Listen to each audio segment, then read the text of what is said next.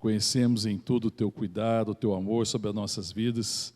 Sabemos que esse é um tempo que o Senhor, de uma forma especial, tem separado para nos edificar, para revelar-se a nós, para que nós possamos crescer no conhecimento do Senhor, para que nós sejamos transformados individualmente, ó Deus, e para que juntos nós possamos, de fato, manifestar que a igreja é o corpo de Cristo. Ministra o nosso coração, ó Deus, edifica nossas vidas.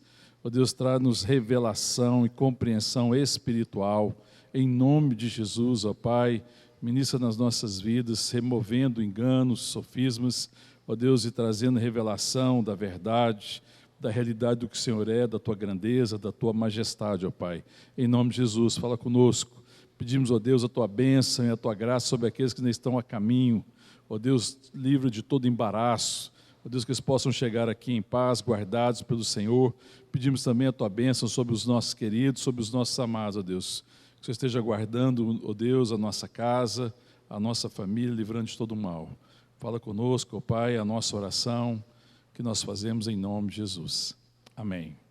Amém, queridos. Pode sentar. Última aula, nós estávamos na página 29. Eu fiquei um pouco em dúvida se o item 8 eu consegui concluir. Eu sei que eu comecei, eu não sei se eu concluí. Concluiu o item 8?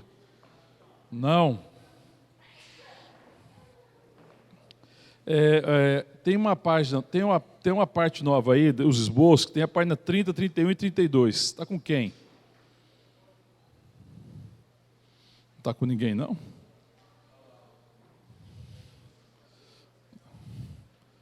Ah, está aí.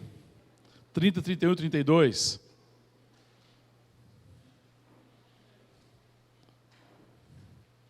Não, eu tinha pedido para a Marília tirar a cópia.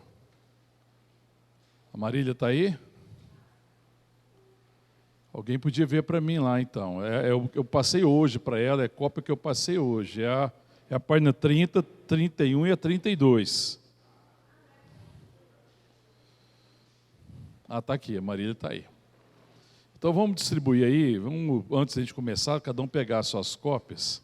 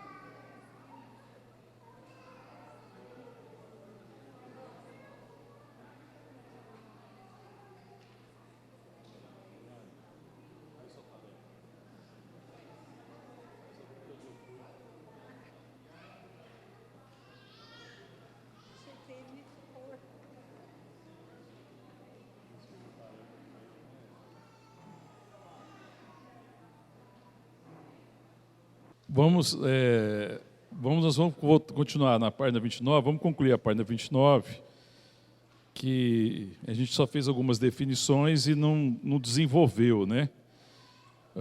A parte, o item 8, o atributo da misericórdia, graça e paciência. Todo mundo recebeu a folha aí? Alguém está precisando de caneta? Precisa de caneta, tem caneta aqui.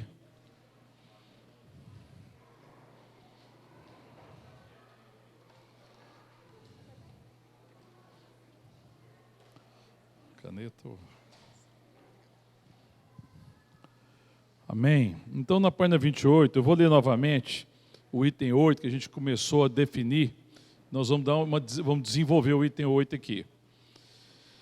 A misericórdia, a paciência e a graça divinas podem ser tidas como 3 atributos separados ou como aspectos particulares da bondade de Deus. As definições dadas aqui apresentam esses atributos como casos especiais da bondade de Deus quando empregadas em benefício de categorias específicas de pessoas. E aí nós estamos trabalhando para entender melhor a perspectiva da misericórdia, da graça e da paciência sendo aplicada a 3 situações. porque nós estamos, na verdade, destrinchando a bondade de Deus. Então, aí nós estamos abrindo, né, para poder compreender melhor, porque é difícil até você fazer essa separação em certas situações, mas para compreender melhor. Então, nós colocamos aí, a misericórdia de Deus e a bondade divina para com os angustiados e aflitos. Nós estamos falando nessa perspectiva. A graça de Deus e a bondade divina para os que só merecem castigo. E a paciência de Deus e a bondade divina nos sustar a punição daqueles que persistem no pecado por determinado tempo. E isso fala da bondade de Deus. Então, Deus demonstra sua paciência em não aplicar a punição naqueles que estão permanecendo ainda no pecado. Ele tem demonstrado a sua paciência. E nós vamos trabalhar isso um pouco mais na frente. Amém? Nós lemos um texto também, falamos o texto de Êxodo. Esse a gente leu na aula passada, não foi? Quando Moisés está diante lá do Senhor, e ele afirma isso. E também o Salmo 103:8, eu falei o Salmo 103:8? Não, então anota aí, vamos ler ele. Salmo 103, verso 8.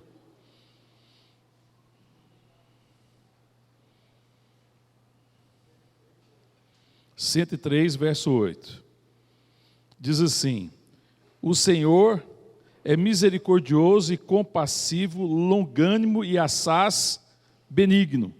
E nós explicamos também o sentido aí de ser longânimo, né? O que é ser longânimo?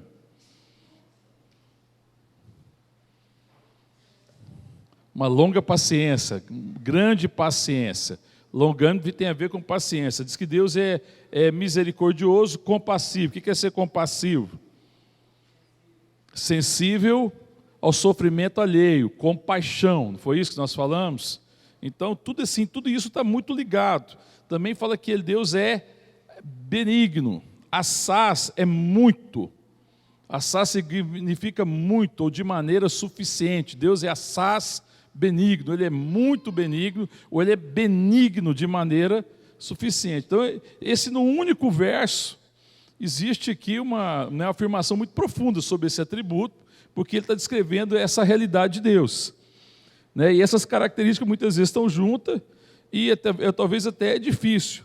Mas quando nós pensamos na perspectiva individual, nós começamos a perceber que realmente a misericórdia é a bondade de Deus para aqueles que estão vivendo tempo de angústia e de aflição, que clamam, de fato pela misericórdia de Deus, que pedem compaixão de Deus, da parte de Deus. Abre a palavra, alguém lê para nós Mateus 9, 27. Eu quero que outra pessoa já fique aberta em 2 Coríntios 1, 3. Quem vai ler Mateus 9, 27? Vai ser o Léo. Agora a outra é 1 Coríntios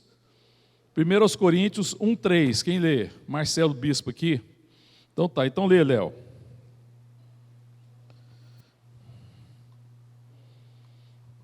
Só o 27, né? 9, 27.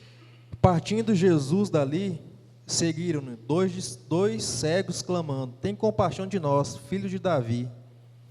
Eles estavam clamando por compaixão. Então esse é um texto de um aflito, não é? Que está pedindo compaixão. Ele estava desejando que Jesus faça o quê? Que repare a sua aflição. Ele precisava de quê? Ele precisava de cura, não é? Não é isso? Então ele precisava de cura. E ele está clamando a graça de Deus. E também nós sabemos que também Deus é Pai de misericórdia. Lê o texto aí de 2 Coríntios 1, 3. Segunda. Falei primeira? Então, tá bom, então é segunda.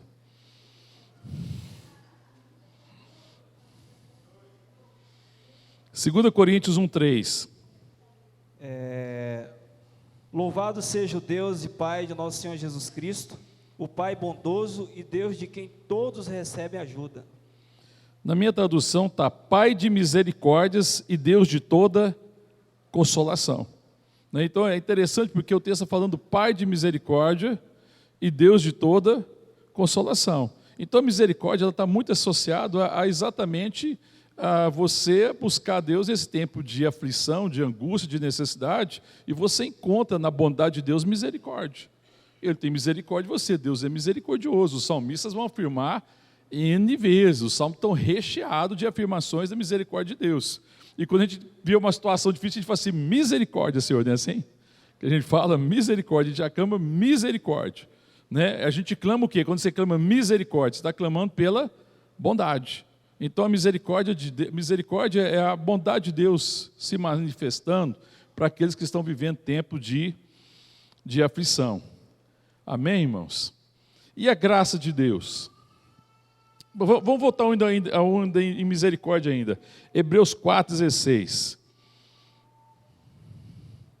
Mais um texto. Eu vou ler o texto. Abre aí na sua Bíblia.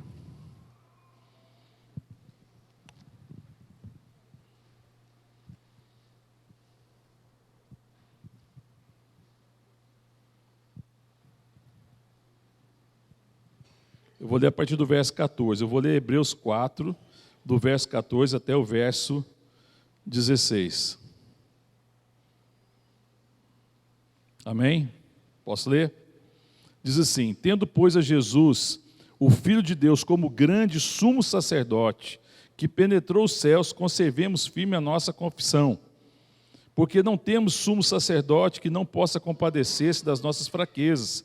Antes foi ele tentado em todas as coisas, a nossa semelhança, mas sem pecado. Acheguemo-nos, portanto, confiadamente junto ao trono da graça, a fim de recebermos misericórdia e acharmos graça para socorro em ocasião oportuna.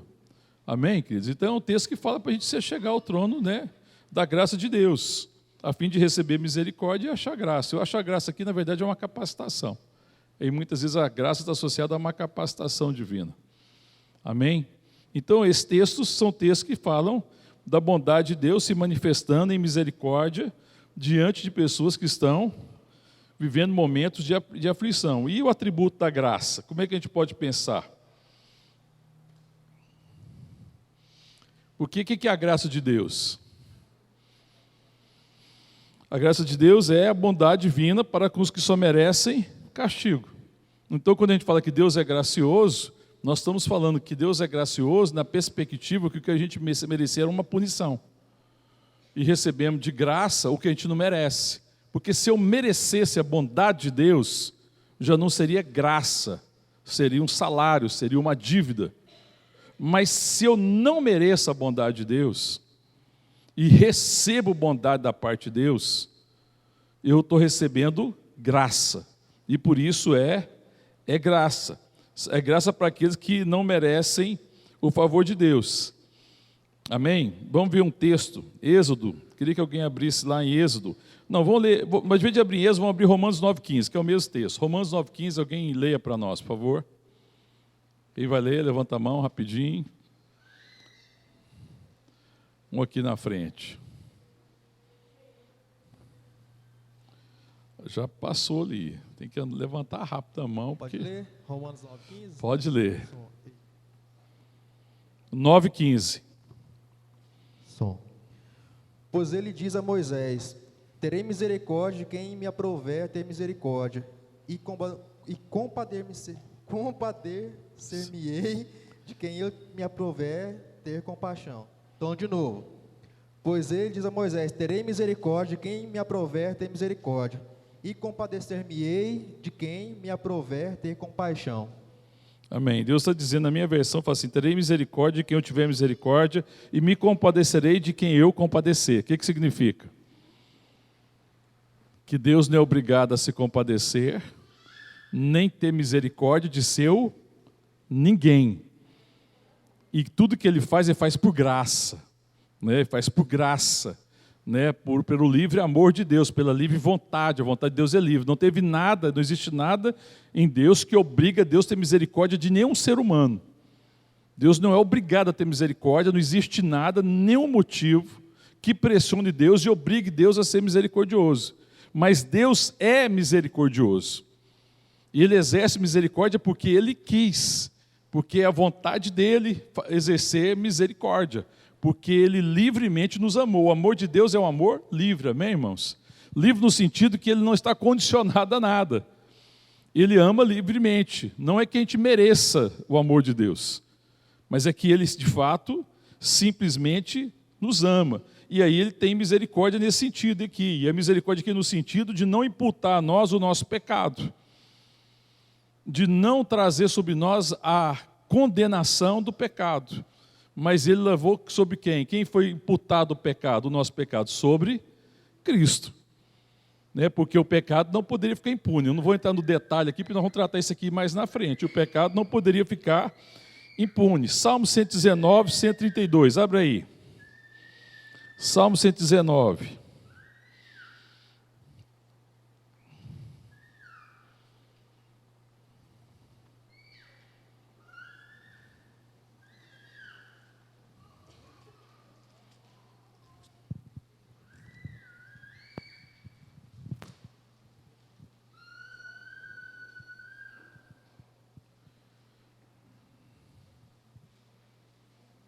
C19, o verso é o 132. Na minha tradução, ela não é a melhor tradução nesse sentido, mas ela diz isso: volta-te para mim, é o salmista, orando, falando a Deus, volta para mim e tem piedade de mim, segundo costuma fazer aos que amam o teu nome. Outra versão é: volta-te para mim, e ser gracioso para comigo, segundo é o seu costume. Ou seja, então o salmista sabe que é costume de Deus ser gracioso e ter misericórdia. Então a graça com bondade de Deus revela essa dádiva, especialmente para aqueles que não merecem.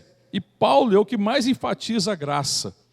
Nos escritos de Paulo, nós vamos ver Paulo enfatizando a questão da graça de Deus, sempre, o livro de Romanos, particularmente, é um dos livros que vai mais trabalhar a graça. Ou seja, a graça fala que a salvação é dom de Deus, nós somos salvos pela graça. Vamos ver lá em Romanos? Vamos abrir a Romanos capítulo 3.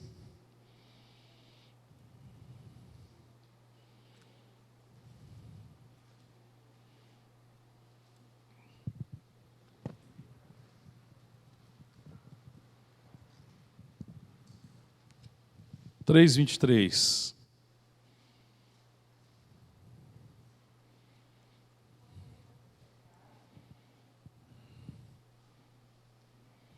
Pois todos pecaram e carecem da glória de Deus, sendo justificados gratuitamente por sua graça, mediante a redenção que há em Cristo Jesus. Então todos pecaram e carecem da glória de Deus. Então não tem ninguém que está de fora. Todos pecaram, todos desviaram. Não há um justo, um sequer, diz a palavra de Deus.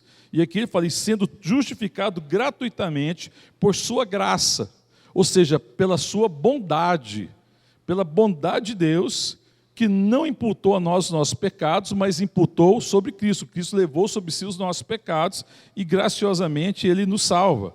E Paulo é o que melhor desenvolve, o que com mais ênfase desenvolve essa questão da graça. Porque se é pela graça, já não é pelas obras. A palavra de Deus fala que nós somos salvos pela graça, lá no Efésios, não é isso que diz? E não pelas obras. E isso é dom de Deus, para que ninguém se glorie. Então nós somos salvos pela graça mediante a fé. Quando nós cremos nessa revelação, quando Deus se revela Salvador, e nós cremos nisso, reconhecendo o nosso estado de perdição, nos arrependemos do nosso pecado, do nosso estado de perdição, e recebemos Jesus como Senhor e Salvador das nossas vidas, amém? Então nós somos justificados não por obras, nós somos justificados pela fé, porque cremos na graça salvadora de Deus, amém, irmãos? Você tem alguma dificuldade de compreender a graça? O que você gostaria de compartilhar? Porque talvez seja o que a gente mais fala, que a gente mais compartilha. Mas às vezes existem dúvidas, Às vezes é difícil compreender essa graça tão graciosa, Às vezes a gente quer merecer alguma coisa, a gente tem dificuldade, a gente quer apresentar alguma obra diante de Deus. E a gente não caminha por graça. Alguém quer compartilhar? Tem alguma pergunta?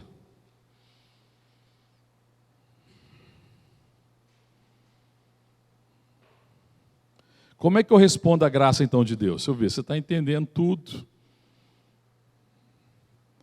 A salvação é pela graça. Tudo que Deus opera na minha vida, Ele opera pela sua graça, por sua livre vontade, por sua bondade e por seu amor. Já que não é por obras, como é que eu respondo à graça de Deus? Crendo, pela fé. Aí eu nota 10 para a Nelza. É pela fé. A única resposta possível à graça é a fé. Porque Deus oferece graciosamente salvação a todos, não oferece, irmão? Qual que é a diferença entre os salvos e os não salvos, então? Merecimento?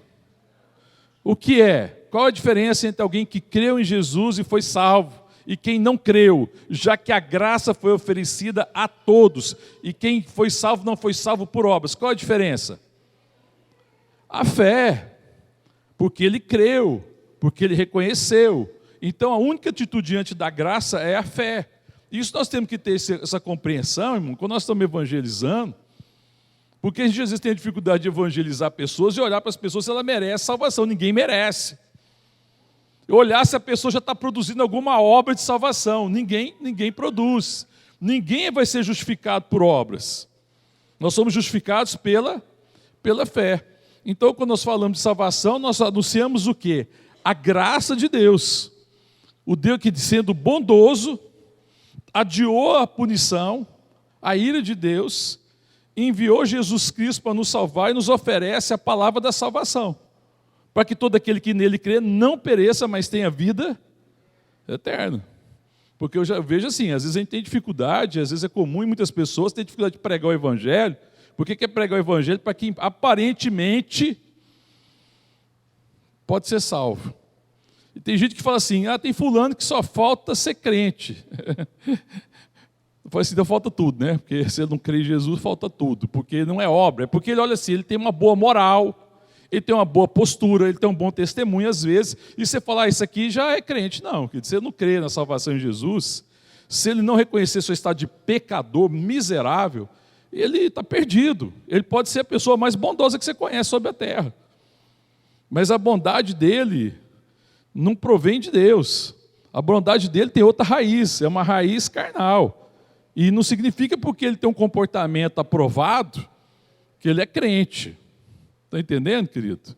Porque a salvação é pela graça e a única resposta à graça é a fé. Por isso que Paulo fala em Efésios que nós somos salvos pela graça mediante a fé.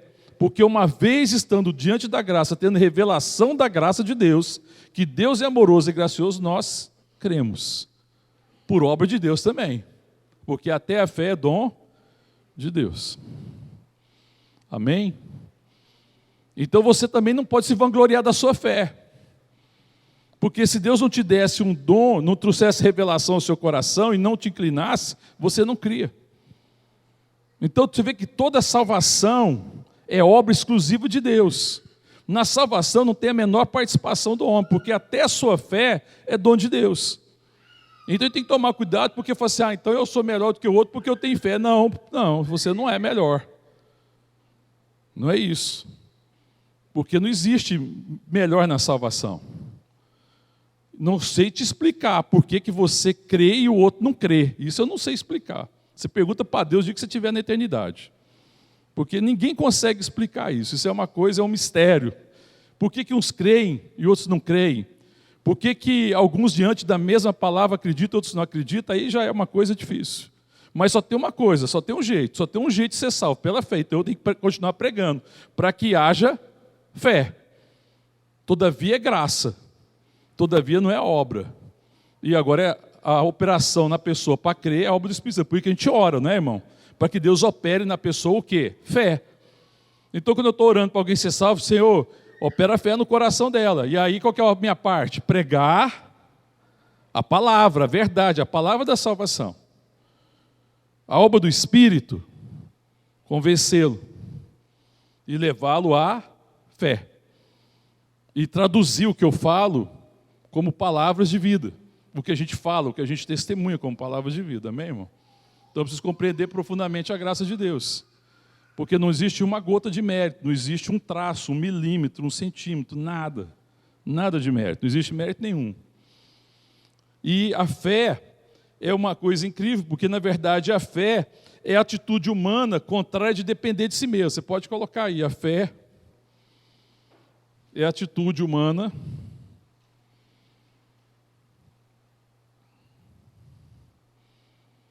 contrária a depender de si mesmo.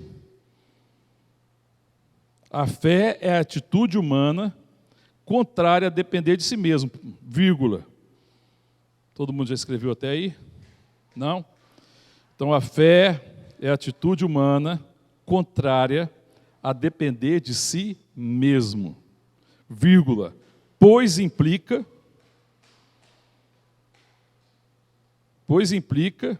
confiar em outra pessoa ou depender dela, de outra pessoa, pois implica confiar em outra pessoa ou depender de outra pessoa. Pois implica confiar em outra pessoa ou depender de outra pessoa. E aí, o que eu estou falando isso? Por que eu estou falando na perspectiva da fé, da graça e da salvação? Então, na salvação, você confia em quem para ser salvo? Em quem, irmão? Em você? Na sua fé? Você confia em Deus, não é nem na sua fé, porque a atitude já de confiar em Deus, uma vez tendo revelação da graça salvadora, é que é fé, e traz a realidade da salvação ao meu coração. Então eu não confio em mim para ser salvo, eu confio em Cristo. Cristo é a minha salvação, amém, irmão? Eu creio que a obra dele foi suficiente, eu creio que o sangue derramado é suficiente. Então a fé, portanto, é o que? Uma certeza. Hebreus capítulo 11, o que diz lá? A fé é a certeza das coisas que se esperam e a convicção de fatos que não se veem. Qual a convicção? Qual o fato? Que eu falo que fé tem conteúdo. Fé não é uma coisa tola. Fé não é uma coisa arbitrária. Fé tem realidade, porque tem revelação. Qual é o fato da fé que te salva? Que Jesus morreu na cruz pelos meus pecados. Amém, irmão? Então, quando a gente fala que crente tem que ter certeza da salvação, é porque fé é certeza. Você tem certeza, irmão, que você é salvo? Certeza absoluta. Aleluia. Amém, irmão? Você tem que fazer alguma coisa daqui para frente para ser salvo? Certeza. Sabe, irmão? Porque muita gente tem medo. Tem gente que tem uma semana horrível, e aí ela pede para Jesus não voltar naquela semana, que se voltar ele tem medo de ficar. Pisar na bola e falar, Senhor, não volta essa semana não, dá uma semaninha de prazo para me fazer aí uma campanha, uma oração, fazer alguma coisa. Pagar a promessa, né, Maria? Senhor, deixa eu ir para a Trindade então essa semana, porque essa semana eu pisei na bola, não volta essa semana, pelo amor de Deus. Irmão. Aí você está acreditando que fé é obra, que salvação é por obra, não é, irmão? Agora a palavra Deus me chama a santificação, a me tornar semelhante a Ele a cada dia e manifestar o seu amor, a sua graça, a sua misericórdia.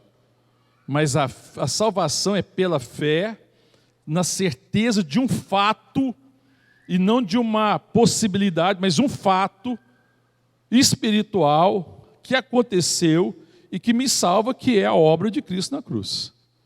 Amém, irmão? Por isso que a fé não é contrária à razão. Porque a fé é certeza. Pergunta lá, alguém leva lá o microfone. Se alguém puder trazer uma água aqui, por favor, enquanto isso.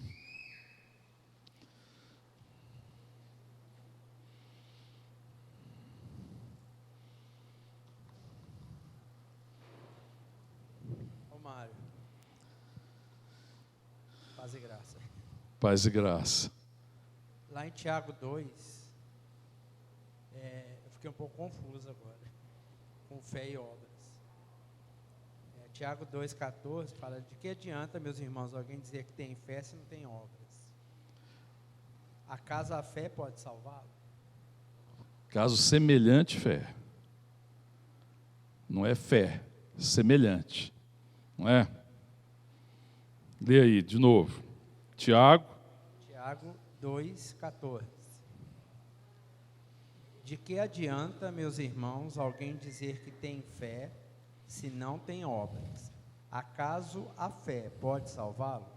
Se Não. o irmão ou irmã estiver Não. necessitando de Espera aí, roupas... só o 14 aí é suficiente, quer ver? Ó? Tá. Eu vou ler na minha versão aqui.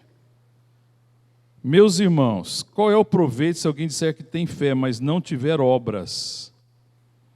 Pode acaso semelhante fé salvá-lo? Ou seja, o que Tiago está falando? Que a fé verdadeira produz obra. Obra não salva, fé produz obra. Se você crê, a sua vida demonstra através da sua atitude, do seu amor para com o próximo, do seu cuidado com o irmão. Então a obra na vida do crente é resultado de fé. Então Paulo fala assim, o que Tiago está falando, Gamaliel?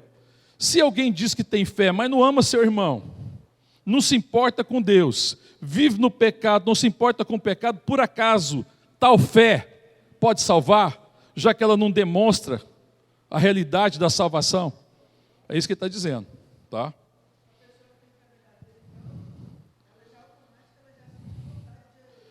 Sim, porque ela tem uma nova natureza, nasceu de novo. E qual que é a vontade do Filho de Deus? Fazer a vontade do seu Pai, porque ele tem uma nova natureza, ele foi regenerado, gerado novamente da água e do Espírito, e recebeu um coração disposto a obedecer. Agora, o problema é que nem sempre, porque eu ainda tenho a carne, eu ainda habito essa carne, e a realidade do homem salvo é que existe o velho homem e o novo homem, e existe uma queda de braço nesse negócio, é que eu posso dar lugar à carne e pecar. Mas toda vez que um crente peca,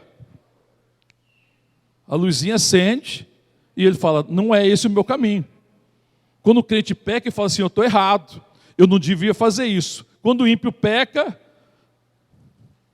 não se importa muito com o pecado, às vezes sente remorso, quando o pecado dele causa dor a alguém, causa sofrimento a alguém que lhe é querido. Mas arrependimento não. Ok, Gamaliel?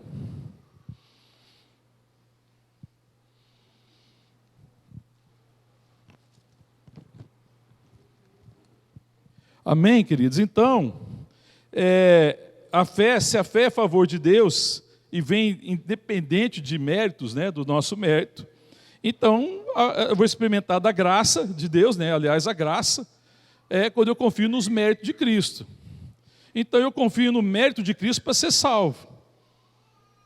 Eu confio no mérito de Cristo para ser santo. Aí, ó, outra dificuldade que as pessoas têm sobre santidade. Você confia em quem para ser santo? No seu esforço? Se você confia no seu esforço, você acha que o seu mérito te faz santo. O seu mérito não te faz santo. Se você andar em santidade, você nunca vai fazer assim. Você vai andar em santidade. Vamos supor, o Fabiano consegue caminhar em santidade. Ele fala assim, eu vou caminhar em santidade. Aí quando ele começa a caminhar em santidade, ele fala assim, glória a mim. Fala, Fabiano. Deus me livre, né? Cruz credo. Você fala glória a Deus. Por quê? Porque você confiou nos méritos de Cristo, você confia que a obra da cruz é suficiente e que o Espírito Santo há de gerar em você Cristo. Porque a obra do Espírito, depois que eu nasço novamente, é gerar Cristo em mim, tornar Cristo real. Não sou mais eu que vivo, mas Cristo vive em mim. E esse viver que eu tenho na carne, vivo pela fé no Filho de Deus que me amou e por mim se entregou. Então, a obra do Espírito é gerar e gerando, é que Cristo se manifestando. Então, eu tenho que confiar em quem para andar em santidade? Em mim? Não, se é graça, é no mérito de Cristo. Essa é a dificuldade de muita gente que quer caminhar em santidade e vive debaixo de acusação e de culpa. Porque se esforça na carne, ele até tem vontade, é até sincero, mas ele confia na sua carne. Mas o homem santo, a mulher santa, não confia na sua carne. Ela sabe que nele não existe bem alguma. Lê lá Romanos, você vai ver. Paulo fala, eu sei que na minha carne, né, não tem bem nenhum. Ele confia em quem? nos méritos de Cristo. Então ele fala, Espírito de Deus, Deus me dá graça. Deus, pela cruz, pela obra de Cristo, muda meu coração. Senhor, é Cristo que vive em mim, manifesta, eu quero andar em Cristo. Então, ele não é arrogante, ele não é soberbo, porque ele sabe que ele não pode confiar na carne. Aí ele confia nos méritos de Cristo. E crê que a obra da cruz é que te santifica, amém, irmão? A obra da cruz não só te salvou, não. É pela cruz de Jesus, pelos méritos de Cristo, é que você anda em santidade. Amém, irmão? Então ninguém vai vir me dizer que não pode ser santo. Ninguém me diga isso. Só no caminho de santidade quem não quer. Eu sempre falo uma coisa, irmão. Só tem um pecado que crente não vence. Sabe qual? Sabe qual é o pecado que crente não vence? O que você não quer. Só esse. O que você não confia em Cristo. E quando você fala assim, é difícil caminhar nisso, sabe quem você está confiando? Em quem? Em você. Se eu falar assim, não, é muito difícil ter paciência, ter paciência aqui, você está confiando em quem? Nos seus méritos para ter paciência. Agora quem é paciente, é você ou é Cristo? É você ou é Deus? Ah, tá, então é Deus, é o Deus que habita em mim, então eu vou pedir graça a Deus para andar em paciência. Vou me render ao Espírito Santo. Porque não é fruto do Espírito, irmão? Não é fruto do Espírito? Amém? Então a gente tem uma perspectiva às vezes errada da graça. A gente pensa muito a graça na perspectiva da salvação. A salvação é pela graça, irmão. E é mediante a fé. A santificação é pela graça, mediante a fé também. É a mesma coisa. Irmão, nada que começar em você termina bem, sabia disso? Nada que começar em você termina no Espírito. Nada. Tudo que termina bem em você começa no Espírito e tem que terminar no Espírito. O que começa na carne, termina na carne. É por isso que eu não confio no meu mérito. Então, quando eu falo assim, não, eu estou caminhando bem em alguma coisa aqui, Deus está me dando, então o que eu falo? Deus está me dando graça, não é assim? A gente fala de uma pessoa que precisa caminhar, fala assim, vamos orar para Deus dar graça a ela, não é assim que a gente fala, irmão? Ou eu vou orar para ela ser forte, simplesmente, confiando nos méritos dela. Né? Então, se a Regina tem que ter paciência com o Osmir, eu falo, Deus dá graça para a Regina. Né? Porque eu falo assim, Regina, você mesmo não consegue ter a paciência que você precisa com o Osmir, mas em Cristo, Regina. A nova mulher que nasceu de novo, regenerada, recriada, ela consegue, você consegue, em Cristo. Aí você tem que olhar para Cristo e pedir graça, aí ele te dá graça, você tem paciência com o Osmir, certo? Certo, Osmir? Amém? Então já sabe como é que ora, né? Eu não posso confiar em mim. Então, a fé é eu não confiar em mim e confiar em outra pessoa, não confiar nos meus méritos, confiar nos méritos de outra pessoa. Graça é isso. Graça é uma operação divina. Deus operando na minha vida também. Também é uma operação divina, não é só a salvação, amém, irmão? Que é mais fácil compreender a salvação, não é verdade? Pensar na graça, na perspectiva que Deus me salvou pela graça, é mais fácil compreender. Mas pensar na graça como aquilo que me capacita a ser santo, é mais difícil. Porque a maioria de nós, ou pelo menos no começo da caminhada, por não saber, não ter sido ensinado, ou por ter pouca compreensão, tentou ser santo na carne e deu com os burros na água. Não é assim que acontece? Eu me lembro de um livro que eu li, eu esqueci o nome dele, do autor, mas o nome do livro é Enganado Eu. Alguém já viu esse livro? Enganado Eu. Tem lá em casa esse livro. Eu achei muito interessante porque é um livro que ele está falando, quando Deus fala, ele quer caminhar em santidade, o autor do livro, ele conta a história dele, mas ele confiava na sua possibilidade. Então ele fala assim, Deus fala que eu tenho que ser santo, eu vou ser santo. Mas ele se esforçava na sua força. Por mais que ele quisesse, ele não conseguia. E ele estava ficando frustrado com isso, até que um dia ele teve entendimento que a carne dele estava enganando ele. Então o nome do livro é Enganado Eu. Você está sendo enganado. Se você confiar na carne, você está se enganando, porque a sua carne não vai chegar em nenhum lugar. Nada que começa na carne, irmão, termina bem. Nada. Para terminar bem, tem que começar no Espírito.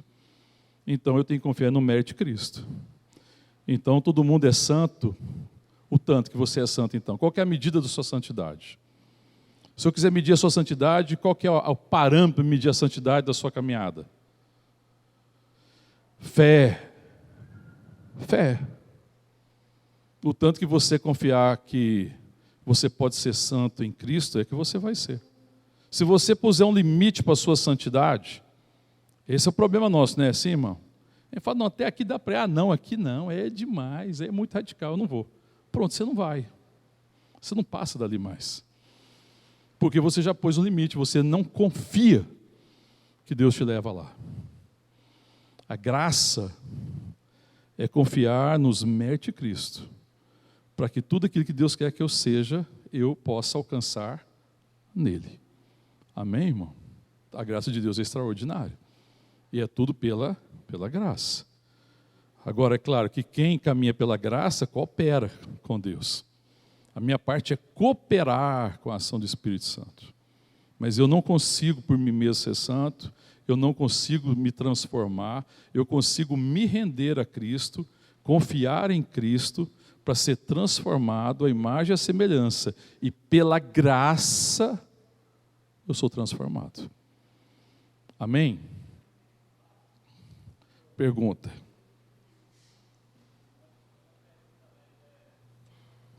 Nesse texto de Romanos é interessante porque Paulo está falando aos judeus, né? Porque eles estavam preocupados em cumprir a lei, né? Eles estavam firmados naquilo que eles faziam, né? Ou seja, nas suas obras, preocupados em querer cumprir uma lei e que de fato era uma lei que conduzia, porém ela não produzia fé. E aí Paulo vem e acaba mostrando para ele que a única forma dele ser alcançado, né? E eles entender que a única forma deles ter perdão diante do pecado era crendo em Jesus. Aí é por isso que ele fala que todos pecaram, né? Então a gente vê aí os judeus firmando na questão só das obras, né? Eu vou só cumprir a lei e é suficiente. Eles confiavam nos seus méritos, é exatamente o problema. Então ninguém é suficiente para tanto. E esse que é o problema do judeu. E aí por isso que Paulo, em Romanos, ele tem um cuidado de falar da perdição dos gentios e da perdição dos judeus. E ele fala que Deus encerrou todos debaixo do pecado. E é por isso que às vezes a gente vê isso muitas vezes no nosso dia a dia, né? A gente vê pessoas achando que o simples fato de às vezes realizar algo é suficiente para ela estar bem diante de Deus. E na realidade, uma obra sem uma convicção de fé é só obras, né? O que agrada o coração de Deus? O que a palavra diz em Hebreus que agrada o coração de Deus? Fé. A gente pensa que é obra. Não, irmão, a obra é resultado da fé. Quando você pratica a obra, não é desprezar a obra é necessária. Mas a obra é resultado de fé. O que agrada a Deus? Fé. Se você confia em Deus, quem fez a obra em última análise, foi você ou foi Deus? Foi Deus através de você. Não sou eu quem vive, mas Cristo vive em mim. É isso que Paulo está falando. Então, em última análise, toda obra verdadeira é obra de Deus. É por isso que ninguém pode se gloriar na obra. Amém? Vamos ver um texto que é bem esclarecedor, do próprio apóstolo Paulo, 1 Coríntios 15.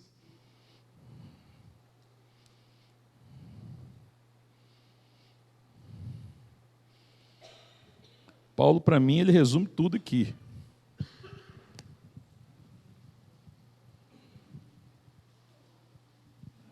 Primeira Coríntios 15.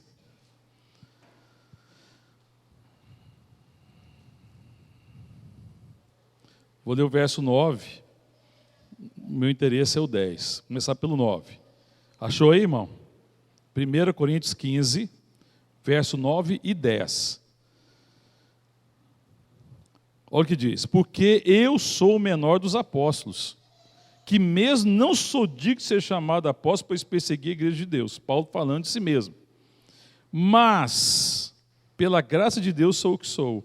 E a sua graça que me foi concedida não se tornou vã. Antes trabalhei muito mais do que todos eles. Se você parasse aqui e falasse assim, Paulo, que soberba é essa? Não é assim? O que Paulo está dizendo?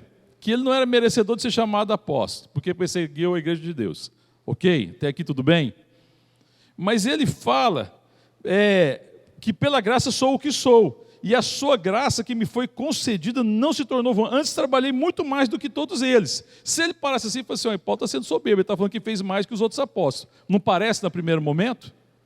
Então agora vamos ver o resto. Todavia não eu, mas a graça de Deus comigo. Então o que ele fala no começo do verso 10? Mas pela graça de Deus sou o que sou. Você é o que você é pela graça de Deus. Você é transformado pela graça de Deus. Você é salvo pela graça de Deus. Você é santificado pela graça de Deus. Você tem conhecimento de Deus pela graça de Deus, porque é Ele que se revelou a você. Porque nós já lemos que Deus é um Deus que se revela. E se você crê na revelação de Deus, você lê a Bíblia e revela-se a você. Você ora e Ele está se revelando a você. Então, Paulo está dizendo, ele resumiu para mim tudo. Sou o que sou, pelo quê? Pelo seu mérito, pela sua possibilidade, pelo seu conhecimento, pelo seu esforço, pelas suas obras. Não, você é o que é pelo quê? Pela graça de Deus. E ele fala, e agora a graça que me foi concedida não se tornou vã. Antes, ele caminhou, trabalhou mais do que os outros apóstolos. Todavia não eu, mas a graça de Deus comigo. É a graça de Deus que fez o trabalho, não foi, irmão? E ele escolheu Paulo, a graça escolheu Paulo. Falou, então, Paulo, através da sua vida eu vou fazer isso. E Paulo sabia que tudo o resultado do ministério dele era Deus. Não fui eu que fiz a obra, ele está dizendo. A graça de Deus comigo, Deus só me chamou, eu fui só o vaso. A operação é divina. Então a graça de Deus é uma operação divina.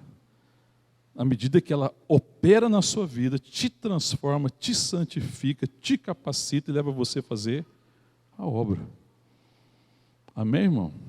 Então não tem, quem trabalha não é quem é mais capaz, não é quem é mais inteligente, não é quem tem mais recurso, não é quem tem mais dons, porque tem gente que tem dom, mas não coloca o dom a serviço de Deus.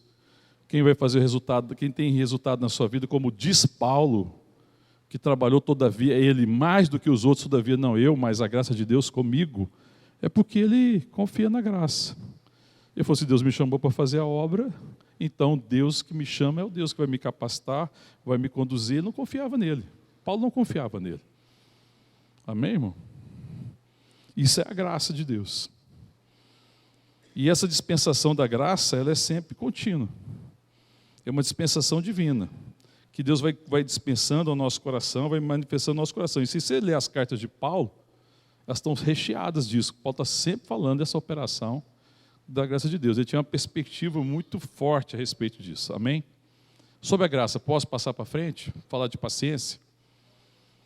Amém. Então vamos falar de paciência de Deus.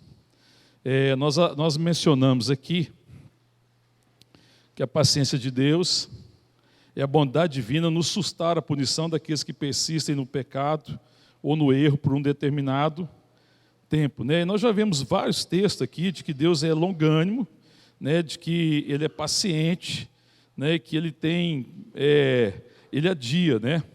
Que Ele é tardio para se irar. Tiago 1, 19, alguém abre aí, leia, por favor. Levanta a mão quem vai ler. Fabiana aí me ajuda aí. Tiago, capítulo 1, verso 19.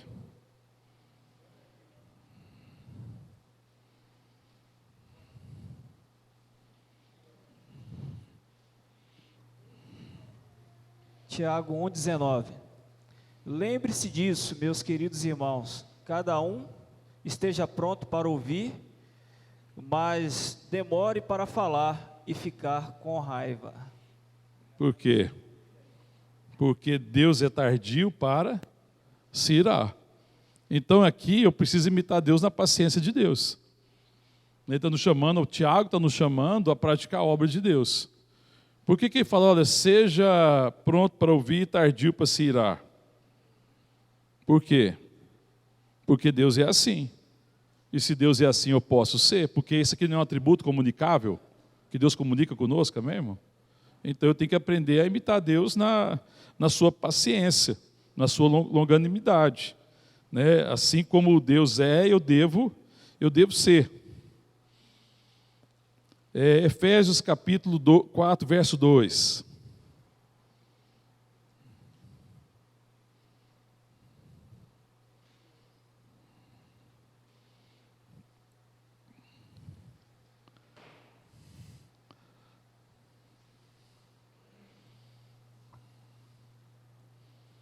Quatro, 2.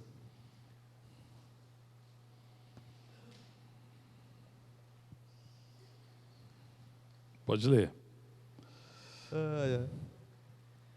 Com toda a humildade e mansidão, com longanimidade, suportando-vos uns aos outros em amor.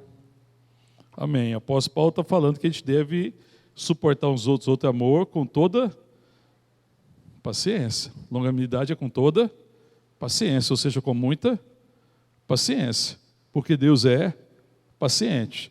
E nós devemos aprender com Deus. Gálatas 5, 20, 22, abre lá. Todos lá, vamos lá, Gálatas 5.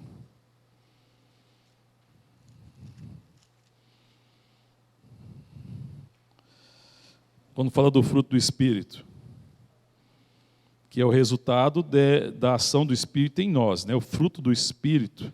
E aqui o apóstolo Paulo vai mostrando, né, essas virtudes do fruto do Espírito, né? Ele vai colocando as facetas.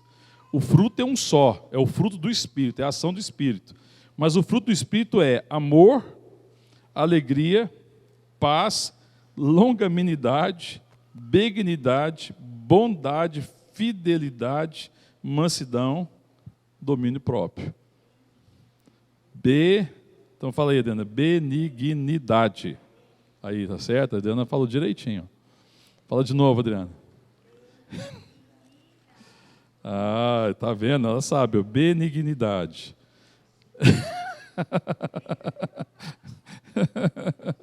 Estou comendo as letras, é? Amém? Então, quando fala do fruto do Espírito, está falando, você vê, e o fruto do Espírito está enfatizando, né, a paciência. Quando você lê lá 1 Coríntios 13, qual que você percebe lá? A primeira coisa, o amor é paciente. Então, não precisa falar muito da paciência, né, irmão? Paciência não precisa falar muito, porque se tem uma coisa que Deus exerce na sua vida e na minha, é paciência, não é? Muita paciência. Então, a gente tem que ter paciência também com as pessoas. Mas para ter paciência, eu preciso confiar em Deus, para cumprir essa promessa no tempo dele. O que é a dificuldade que nós temos de não ter paciência com as pessoas? É porque a gente quer que as pessoas se transformem por si mesmas, sejam modificadas por si mesmas. Toda vez que você pensar que alguém está tendo dificuldade de ser transformado, para de acreditar que ela tem mérito para ser transformada, e lembre-se que quem pode mudá-la é Deus, e paciência significa que você confia em Deus, que no tempo de Deus tudo vai acontecer. Que a gente coloca a expectativa humana mesmo, né? O problema é a expectativa mesmo, que você fala assim, não, você espera que aconteça. Mas aí você está achando que a pessoa, pelo mérito dela, ela muda. Ela não muda. Você tem que confiar em Deus. Quando é que você tem paciência com o irmão?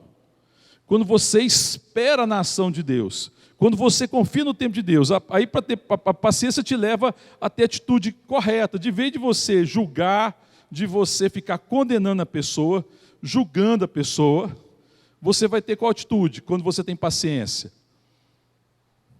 Quem é que opera em última análise? Você precisa fazer então o quê? Orar. Por ela e por você, né? Por ela, para Deus mudá-la. Para você ser instrumento da graça de Deus. Para você ter paciência, ser longânimo, ser longânima. Amém? Até que Deus faça a obra. Só que a gente normalmente não tem paciência, porque nós queremos que o outro tenha. Aí quando eu falo assim, eu não tenho paciência com o Osmir. Eu estou dizendo, eu esperei que o Osmir conseguisse fazer algo, ou sei lá, e eu já perdi a paciência com ele. Mas aí a paciência não é comparar com ele, no sentido de confiar no mérito dele. Paciência, irmão, é a arte, né, na verdade, de confiar na ação de Deus. Aí eu tenho paciência. Porque, bom, ele não caminhou ainda, mas Deus é maior que ele. Ele não caminhou, mas eu ainda tenho o recurso da oração. Eu tenho o Espírito Santo. fruto do Espírito é paciência. Aí você ora, por isso que eu falo, tem que orar primeiro por você, né? Deus me ajuda a ser paciente. Você acha que você tem que orar assim, Deus, para Deus te dar paciência? Você tem que orar para Deus te dar paciência? Não. Você tem que orar para você ser paciente. Você não vai ter paciência, porque não é você. Você ser paciente é você depender de Deus, do Espírito Santo, que é paciente. Deus é paciente, o fruto do Espírito é paciência. Então esse negócio de eu querer ter paciência é errado. Falar assim, a gente fala assim, mas é errado. Eu não tenho que ter paciência. Eu posso falar ter paciência no sentido de exercer, certo? Mas se você for ler ao pé da letra, você não pode ter. O dia que eu tiver paciência, eu vou fazer assim, não, irmão. Deus é paciente. O fruto do Espírito é paciência. Deus é longânimo. Então você tem apenas que exercer quem você é em Cristo. Você não tem que ter. Você tem que crer. E pedir graça a Deus para você caminhar na paciência. É diferente de querer ter paciência, isso é errado. Porque se eu penso que eu vou ter, e se eu não tenho, eu acho que eu tenho direito de ficar exasperado. Toda vez que eu exaspero, é porque eu estou confiando na minha paciência, eu estou olhando para mim, eu estou errando, eu estou sendo carnal. Mas em Deus, eu vou ter paciência. A perspectiva da paciência de Deus, irmão, é muito longe da paciência humana. Porque a paciência nossa é assim, você tenta, cansei, não é assim? Você dá uma medida. A paciência minha é o seguinte, o que é paciência humana? Eu estou dando um crédito para Osmir, vou ter paciência com você, eu estou dizendo, mas na minha cabeça eu faço assim, eu suporto uma semana. Certo? No máximo. Eu estou dando um crédito. Olha como é que isso não é crer. Isso não é crer. Acha que o Osmir vai caminhar alguma coisa? Eu não estou crendo. Se eu pensar assim, não, eu vou dar para o Osmir uma semana. Aí eu estou dando para o Osmir, eu estou tendo fé para com o Osmir. Eu estou dando crédito para ele. Ó, Osmir, eu estou te dando crédito. Ó. Eu enfio a mão aqui no bolso, eu estou te dando uma semana da minha paciência. Não acaba com ela não, hein, que se acabar o trem é a zanga. Aí numa semana ele não caminhou. Passou da semana, pronto. Eu vou exigir dos meus, me devolve aí a paciência que eu te dei. Eu quero ela, cadê? Você não produziu, você não fez o que é, você não mudou, você não transformou. Eu dei crédito a ele, estou querendo de volta. Paciência é obra da graça, irmão. Paciência é algo que eu dispenso da parte de Deus. Paciência é eu caminhar até o fim. Não é dar um crédito. Vou ter paciência com a Regina. Então, Regina, com os meus suportes semana com você é 2. Eu estou sendo magnânimo com você. Não é isso, isso não é paciência, entendeu? Isso eu estou dando crédito, só que eu vou exigir de volta. Relacionamento às vezes é marcado assim, não é? Eu crio uma expectativa e quero que você corresponda à minha expectativa. Então, eu não desenvolvo um relacionamento com você de fé. Não vai ser um relacionamento abençoador, porque o dia que você frustrar as minhas expectativas, eu azedo com você. O que eu digo? Te dei crédito, cara. Te dei crédito. Esperei uma semana, esperei um mês, esperei um ano. Não, chega, cansei. E você acha ainda a pessoa, né? Porque aguentou um ano, acha que é muito bom, né? Que é o bambambam, né? Que está bombando, né? Que é extraordinário, que é maravilhoso. E Deus está esperando você até hoje. E Deus tendo paciência até hoje. Então você vê que a paciência não é algo que eu tenho que ter, é algo que eu tenho que exercer. Então se eu falar que eu tenho que ter paciência, é uma forma de falar. Mas para mim ter paciência com as pessoas, eu tenho que confiar nos méritos de Cristo.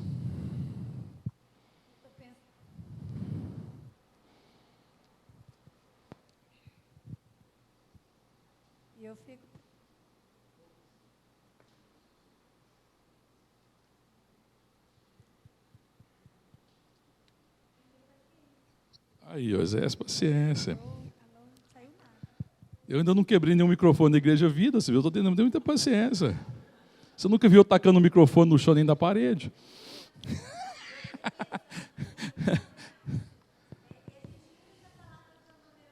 Som, teste, som. Oi, som.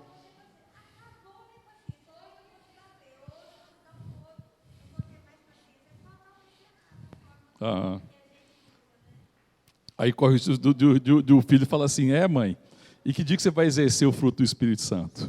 som. Tam. Toma ali.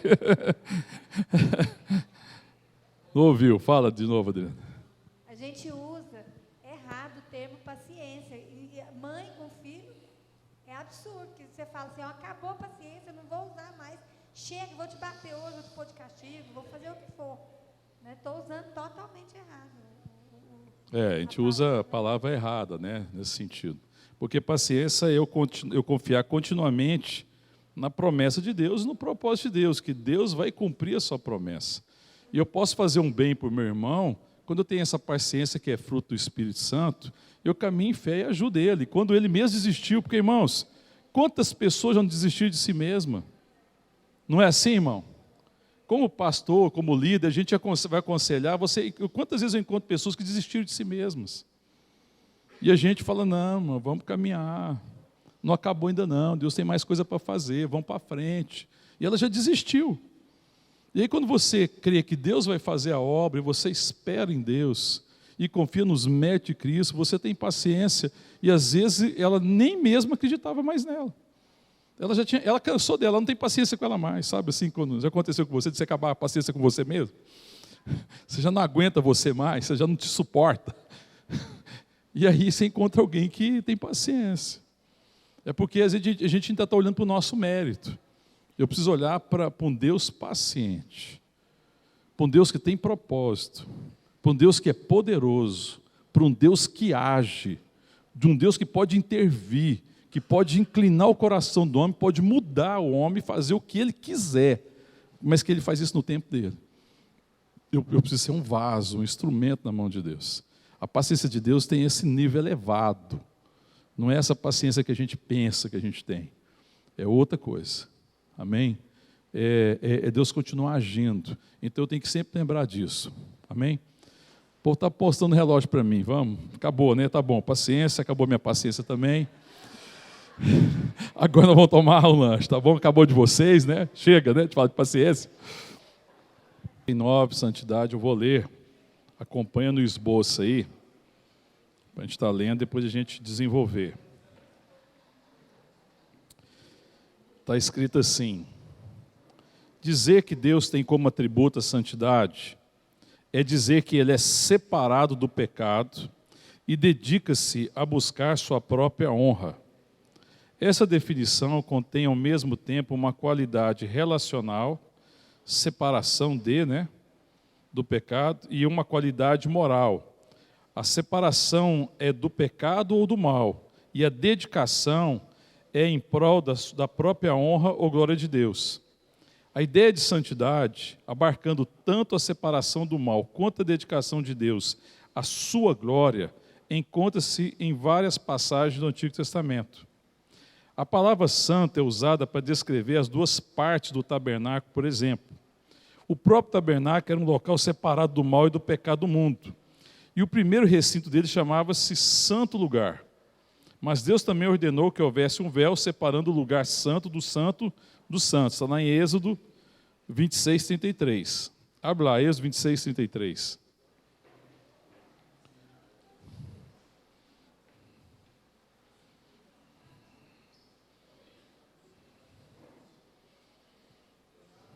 Êxodo 26, verso 33.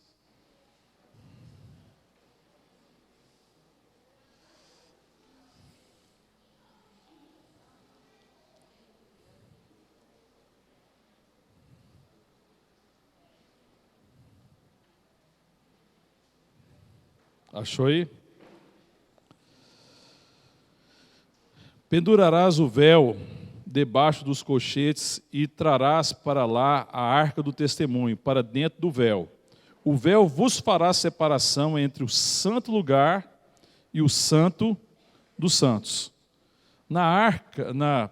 No tabernáculo, existia também, além de ele ser um lugar considerado santo, era um lugar santo de fato, separado do mal, do pecado, de todas as coisas, de toda impureza. Ele também tinha o lugar santo e o santo dos santos. E havia uma separação entre o lugar santo e o santo dos santos. A arca da aliança ficava no santo dos santos, o lugar santíssimo. né, ela ficava ali. E havia essa separação. E isso fala muito da obra que Deus havia de fazer, porque o pecado faz separação entre nós e Deus para que não nos veja, não nos ouça, porque Deus é santo. Então, quando fala de santidade, que Deus é santo, é que Ele é separado do pecado, e Ele é separado do mal. Mas também que Deus busca a sua própria honra, né? Que Deus é santo, então Deus se importa com a sua santidade, com a manifestação da sua santidade. E sempre Deus deixou claro que Ele é santo, e que Ele nunca fez concessão. Você não vai achar no Antigo Testamento nenhuma concessão a esse respeito. Pelo contrário, o israelita, o hebreu, ele sabia que Deus era santo. E tudo isso era muito claro para ele, que Deus era santo, que Deus era totalmente separado do pecado. E a santidade para ele era clara. Deus é separado do mal, Deus é separado do pecado. Né? E continuando aí no texto, então, fala assim, Santo dos Santos, onde ficava a Arca da Aliança, era o lugar mais separado do mal e do pecado, absolutamente consagrado ao culto a Deus. Então o sacerdote, para entrar lá, no devido tempo, que ele entrava no Santo dos Santos, ele entrava, tinha que passar por todo um processo de purificação, né? Isso tinha todo um ritual que significava purificação, porque ele estava entrando no lugar santo, no lugar separado, porque Deus é separado, né? E ele entrava ali em favor do povo, ele oferecia o sacrifício pelo pecado, os animais eram sacrificados, as pessoas levavam o animal, né, como oferta pelo seu pecado, porque Deus é santo, e Deus não tolera o pecado. Então, para você chegar ao templo, eles tinham que levar o animal ao sacrifício, era feito o sacrifício, o sangue era aspergido, né? O sacerdote passava por todo um ritual de purificação, a vestimenta e tudo mais, e aí ele podia entrar no Santo dos Santos, né? Porque falava de santidade. Vamos abrir lá em Salmos 24.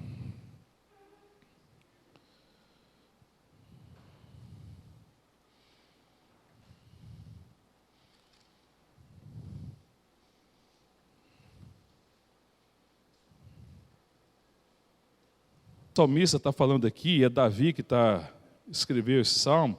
O verso 1 começa assim: ao Senhor pertence a terra e tudo que nela se contém, o mundo e os que nele habitam. Fundou-a ele sob os mares e sob as correntes estabeleceu. Quem subirá ao monte do Senhor? Quem há de permanecer no seu santo lugar? Então você vê que o próprio Davi está falando aqui, quem é que pode subir ao monte do Senhor? Quem pode entrar na presença do Senhor? Quem pode chegar no santo lugar? Quem há de permanecer no seu santo lugar? Porque ele reconhecia que Deus é santo, né? E que o lugar ali onde o sacerdote adentrava no santo significava exatamente isso. Deus é santo, separado do mal, e você não chega a Deus de qualquer forma. É por isso que é necessário o sacrifício de Jesus. Porque com pecado eu não poderia ter acesso a Deus. Em Cristo nós somos santos, amém, irmão? A nossa vocação é ser santo. Deus, por que significa? Que Deus nos criou para Ele. E Ele sendo santo, nós devemos ser santos. O que separou? O pecado. E Deus é separado do pecado. Com a queda, aí houve uma separação. E Jesus restabelece esse relacionamento. E eu tenho falado sempre para a igreja, a salvação de Deus é a salvação do relacionamento, porque nós perdemos o acesso ao Santo dos Santos, e Cristo nos dá o acesso. Então, por isso que o véu se rompeu ali, quando houve a morte de Cristo, o véu do templo se partiu, não é assim que diz lá no Novo Testamento? Ele se partiu, porque agora o acesso ao Santo do Santo é por Jesus Cristo. Porque não existe mais o véu que separava, a gente canta a música, não canta a música? O véu que separava já não separa mais. Esse é o véu que estava lá, que separava o lugar santo do santíssimo lugar, ou do santo dos santos. E Jesus é o véu agora pelo qual eu entro. Porque o acesso ao santo dos santos não é mais pelo aquele véu, é por Cristo. Eu tenho acesso a Deus, Deus é santo, amém, irmão? Deus é santo. E Ele é totalmente é separado do pecado. Não existe pecado em Deus. Vamos voltar lá em Êxodo novamente, capítulo 20 agora.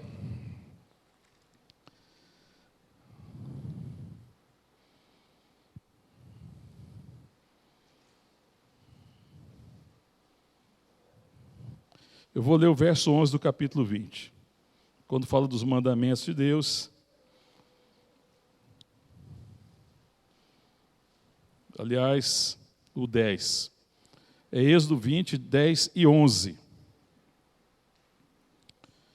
Diz assim: mas o sétimo dia é o sábado do Senhor, teu Deus. Não farás nenhum trabalho, nem tu, nem o teu filho, nem a tua filha, nem o teu servo, nem a tua serva, nem o teu animal, nem o forasteiro das tuas portas para dentro. Porque em 6 dias fez o Senhor os céus e a terra, o mar e tudo que neles há, e ao 7º dia descansou. Por isso o Senhor abençoou o dia de sábado e o santificou. Deus abençoou o dia de sábado e o santificou. Então o que aconteceria no sábado? Por que ele santificou o sábado? Por que ele fala que ele santifica o sábado?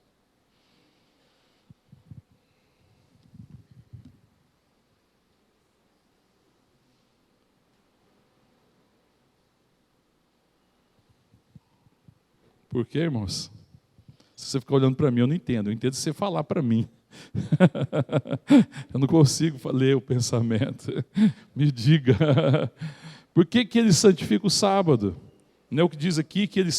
por isso o Senhor abençoou o dia do sábado e o santificou.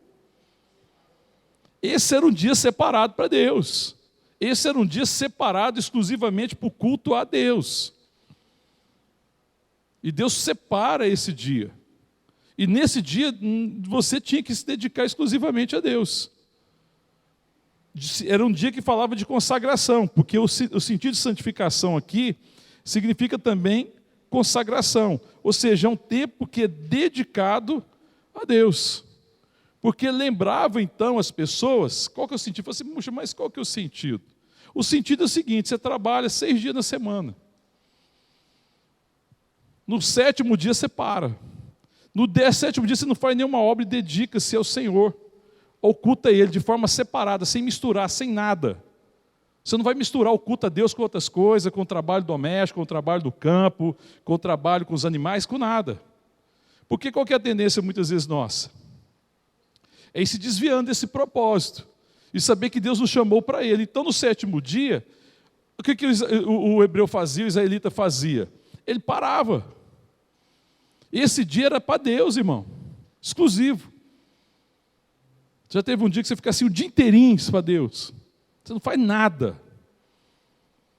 Tudo é para Deus, você separa, você dedica. Você vai refletir no seu dia, você vai refletir na sua vida, você vai refletir na sua semana, você vai lembrar que Deus é santo, você está vivendo para Deus. Oferecer um culto a Deus, irmão, é oferecer a sua vida. Você oferecia o que no sábado, você acha?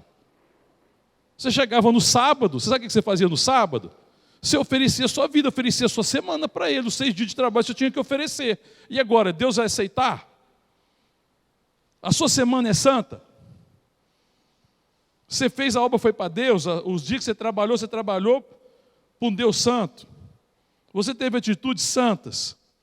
Conhecendo a vontade de Deus, que já é revelado ao coração do homem? Então, nesse dia, você tinha que oferecer um culto. Aí que você chegava no culto, você tinha alguma coisa para oferecer. Por que você oferecia? A sua vida. Era a sua vida acima de tudo. O que Deus tinha interesse? No seu coração. Então, o dia santo era para o homem parar e fazer isso. Quando nós viemos aqui no domingo, no culto aqui de domingo, irmão, a gente vem fazer o que aqui no culto de domingo? Exigir a bênção de Deus. Dar 10 para receber 1000. Fazer uma campanha aqui para obrigar a Deus a fazer o que eu quero. Ouvir aqui o favor, querer exigir o favor de Deus. Senhor, eu estou aqui para ser abençoado, eu estou aqui para ser servido. Você vem aqui no domingo, ou lá em Bela Vista, ou aonde você for oferecer o culto, e você vai oferecer o que para Deus? No domingo, o que você tem que oferecer para Ele, irmão? Não é só no domingo, né? Porque no domingo é um culto público da igreja, onde os irmãos estão reunidos. O que você tem que oferecer para Ele? Sua vida. Sua vida, sua semana. Pô, eu vim aqui te oferecer um culto, Senhor, eu sou teu. Eu vim te oferecer aqui, essa semana é do Senhor. Semana que vem eu quero consagrar ela ao Senhor também. E aí Deus fala também com você, ministra o seu coração. A gente vai pervertendo as coisas, né? A gente vai mudando o rumo das coisas. A gente vai tornando, é uma perversão do evangelho, porque agora Deus está aí para servir o homem, é diferente. Então, irmão, no sábado, o israelita, ele sabia. Naquele dia, ele lembrava que ele era do Senhor. Ele lembrava que Deus fez todas as coisas, que Deus criou todas as coisas, que Deus criou ele para ele, e que ele foi criado para ser santo também. Ele foi criado para ser nação santa, de propriedade exclusiva de Deus. Eles sabiam disso. E esse dia era um dia de refletir. Amém, irmão? Está entendendo? O que é o sábado? Qual que é o problema do adventista do sétimo dia? Tem crente na igreja evangélica que não fala que é do sétimo dia, mas ele é. Santo para ele é só sábado, mas também não é domingo, né? Agora ele é adventista do primeiro dia. Porque o domingo é o primeiro dia, né? Das 7 da noite às 9 da noite, ele é adventista do primeiro dia, das 7 às 9 da noite. É do primeiro advento, não é do sétimo. O problema é que o adventista, ele guarda o sábado até hoje, né? Assim? Domingo de ceia é diferente, né? Mas porque, o que acontece? Por que a gente não guarda o sábado? Você, mas por que a gente não guarda o sábado, então? Aqui não está mandando guardar o sábado. Por quê? Que dia que a gente guarda, irmão? Todos os dias. Então, todos os dias minha vida deve ser um culto a Deus. Porque todos os dias sou santo, eu sou a habitação do Espírito Santo. Todo dia, minha vida deve ser um culto a Deus. Eu devo viver para Deus. Eu fui criado por Ele e para Ele. A minha vida é dele. E Ele é santo. Então, todos os dias eu tenho que me separar para Deus. Porque no sétimo dia, eles estavam verificando se eles tinham realmente se separado. E ali, naquele sétimo dia de dedicação a Deus, eles eram confrontados com a sua própria vida. E isso é uma dinâmica que tem que aprender. Então, eu falo assim, todo crente tem que parar pelo menos um dia da semana, seja o domingo, talvez seja o dia mais viável, separa, irmão. Tira amanhã para você do domingo, porque acho que domingo é dia de lazer, e aí tem lazer, mas não tem tempo com Deus, e para diante de Deus e consagra a sua semana para Deus domingo de manhã. Você vai chegar aqui no culto aqui quebrantadinho, mas chega aqui no culto aqui, pensa na pessoa, chega aqui sensível. O Espírito Santo faz assim, você já está entendendo tudo. Porque aí você vai parar diante de Deus. Só que a nossa vida é aquela correria. Aí no domingo, não, final de semana é lazer, é descansar, é dormir, tem que dormir também, que não fica dormindo aqui no culto. Aí dorme aqui no culto, dorme em casa, pelo amor de Deus, irmão, é melhor. Não dorme aqui no culto, não. Mas não tem tempo com Deus, não separa tempo para falar assim, Deus, você é santo. E estou eu aqui, qual que é a oferta? Sou eu, a oferta sou eu. Ele é santo, amém, irmão? Então, para os israelitas, isso era muito claro. Ele é santo, e Deus é chamado Santo de Israel. Abre lá Salmo 71.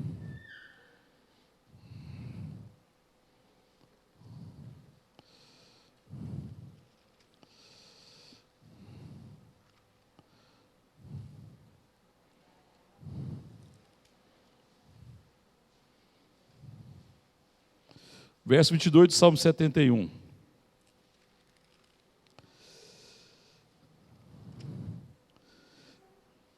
Verso 22 do Salmo 71 diz assim: Eu também te louvo com a lira, celebro a tua verdade, ó meu Deus, cantar-te-ei salmos na harpa, ó Santo de Israel. Ó Santo de Israel. Então, para o povo ali, para o judeu, para os israelitas, isso era muito claro para eles. Deus é santo. Ó Santo de Israel. Mais um Salmo, 78. Um pouquinho à frente aí.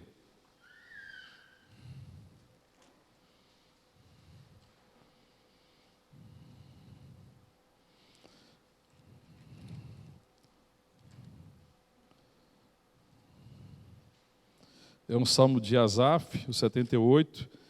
Eu não vou entrar no contexto aqui, mas ele está falando aqui, no verso 41. Tornaram a tentar a Deus, agravaram o santo de Israel. Então, o salmista, eu vou falando, Salmo 89. 89. Verso 18. 89, 18 diz assim: pois ao Senhor pertence o nosso escudo, e ao Santo de Israel o nosso rei. Então o salmista fala várias vezes, você vai ver várias vezes no Salmo, você vai ver no Antigo Testamento, essa afirmação de que Deus é santo. Lá em Isaías tem um texto muito conhecido, Isaías capítulo 6, lembra o que está acontecendo lá? No ano da morte do rei Uzias, eu vi o Senhor sentado no alto e sublime trono. Lembra? Abre lá. No ano da morte do rei Uzias, é o verso 1 do capítulo 6 de Isaías. No ano da morte do rei Uzias, eu vi o Senhor assentado sobre um alto e sublime trono, e as abas de suas vestes enchiam o templo. Serafins estavam por cima dele, cada um tinha 6 asas, com 2 cobria o rosto, com 2 cobria os seus pés, e com 2 voava. E clamava uns para os outros, dizendo: Santo, Santo, Santo é o Senhor do exército. Toda a terra está cheia da sua glória. Então isso era muito claro para o povo de Deus. A santidade de Deus, que é um Deus separado do pecado, que é um Deus separado do mal, e é um Deus que cuida da sua santidade, que guarda a sua santidade, que tem zelo para a sua santidade. Então, irmão, quando eu penso em santidade, qual que é o parâmetro de santidade? Qual que é o parâmetro de santidade, irmão? É o próprio Deus. Qual que é o parâmetro? Nós já compartilhamos aqui, né, sobre o que é o parâmetro de bondade. É Deus. Não é? O que é bom? Aquilo que Deus aprova, lembra? Nós falamos isso. O que é santo? O que está de acordo com o padrão de Deus. Então, irmão, o padrão de Deus não é baixo, Deus não diminui o padrão. Esse é o problema da sociedade moderna, não é? Qual que é o problema da sociedade moderna? O que é o padrão da sociedade? É o que Deus aprova? É o que é socialmente aceito, não é? Então, o que acontece com a sociedade? Com o passar das décadas do tempo, o padrão da sociedade vai fazendo o quê? Vai subindo. Vai baixando. Tem coisa que há 40 atrás não era socialmente aceito, e hoje é, não é? Olha como o padrão é raso. Então, hoje você verifica algumas coisas que é absurdo. É totalmente aceito. Então, o relacionamento sexual há 40 anos atrás era entre uma mulher. Tudo fora disso não era aceito, não era verdade? Estou falando a verdade? Era. Agora eu recebi um e-mail esses dias mostrando numa região, acho que da França, que acho que aprovaram lá essa questão da ideologia de gênero. Eu fiquei assustado com tanto. Sabe quantos gêneros? 36? Eu sei que era mais 33 gêneros. Eu achei que era 31. 33 gêneros. É engraçado, eu só conheço 2 gêneros. Homem, mulher. Você conhece mais que 2? Eu conheço 2. A Bíblia fala que tem 2. Deus fez o homem e a mulher. O homem e a mulher Deus formou. Ponto. Agora, se o homem quer ter relação sexual e quer viver de uma forma diferente disso, isso é uma questão, se for aceito pela sociedade, não significa que isso é santo, que isso é correto. Mas é socialmente aceito hoje, até está lá, porque se você discriminar alguém que tiver essa postura, você ainda está sujeito a ir para o xadrez. Mas o padrão de Deus não abaixa, irmão. O que é o problema hoje no meio da igreja evangélica em relação a sexo? Sexo antes do casamento. Me diga aqui se alguém tem alguma dúvida. Qual que é o padrão de Deus para sexo antes do casamento? 0. Tem algum lugar na Bíblia que Deus faz concessão para algo fora disso? O sexo no casamento, na Bíblia, qual que é o padrão santo? Debaixo de uma aliança. O homem e a mulher se relacionam, vão coabitar, vão ter um relacionamento sexual dentro de uma aliança de casamento. Esse é o padrão. Fora disso, está em pecado. A palavra de Deus é muito clara. Mudou algum dia? Só que dentro da igreja parece que mudou. Por quê? Porque nós vivemos uma sociedade pós-moderna e na sociedade isso aí é normal, irmão. É normal. Mas aí a igreja não compreende que Deus continua sendo santo. Por isso eu tenho que compreender a santidade. O padrão de Deus não mudou, não, irmão. Na igreja, aí fora pode ter 100 gêneros diferentes. Para Deus continua tendo 2. Daqui 100 anos, se tiver 200 gêneros, 2. Para Deus continua tendo 2. Isso eu estou falando de um ponto. Falando de um ponto. Mas a gente vai baixando o padrão. Vai baixando o padrão. O pastor Sérgio falava o seguinte, que a igreja sempre andava atrasada. Porque quando o mundo começou, eu usava um exemplo lá, era do biquíni, do maiô, né? E etc, né? Quando, antes não usava, né? Mulher usava um maiô lá, que era bem grande ali e tal, né? Bem composta. Aí o mundo começou a usar biquíni. Aí o maiô das irmãs deu uma diminuidinha. Aí depois o mundo começou a usar o fio dental. Aí as mulheres crentes começaram a usar biquíni. Aí começou a usar o biquíni. Aí agora as mulheres estão topless. Né? Eu não sei qual que vai ser a próxima. Agora voltou, perdeu a graça e volta. A moda é assim, né? Mas por que isso? Você percebe o seguinte? Porque qual que é a nossa tendência, irmão? Irmão, presta atenção numa coisa aqui. A nossa tendência é caminhar no que é socialmente aceito. E não no que é santo. Deus é santo. E Deus nunca vai baixar a santidade dele. Ele nunca baixa o padrão. Ele pega você e te eleva à santidade. Em Cristo nós somos santos. Em Cristo nós andamos em santidade. Em Cristo nós somos transformados. Em Cristo nós somos testemunha de um Deus que é santo. Qual que é o problema da igreja hoje? O padrão da igreja é baixo, o povo acha que Deus é permissivo. Presta atenção, irmão. Toda vez que você não caminha na santidade, você baixa o padrão, você está transmitindo para o mundo a imagem de um Deus permissivo. E Deus não gosta disso. E Deus zela pela sua santidade. Porque quando a igreja, eu digo que eu sou crente, que eu creio em Jesus, e eu tenho um padrão moral baixo, raso, fora do padrão de Deus, eu estou maculando a imagem de Deus. A igreja não se apercebe disso. Que nós maculamos a imagem de Deus. E a palavra de Deus fala que Deus é zeloso da sua santidade. E esse é o parâmetro. E Deus nunca deixou por menos. Quer ver? Abre lá em Levíticos. Vamos ver 2 textos, um no Antigo e um no Novo Testamento. O pessoal pensa, esse padrão é do Novo Testamento. Não é não. Levítico. Levítico capítulo 19.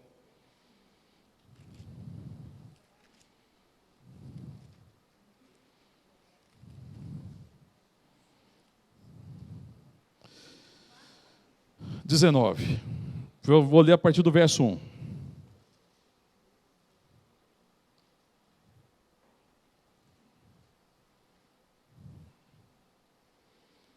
Você vê bem no começo da caminhada do povo.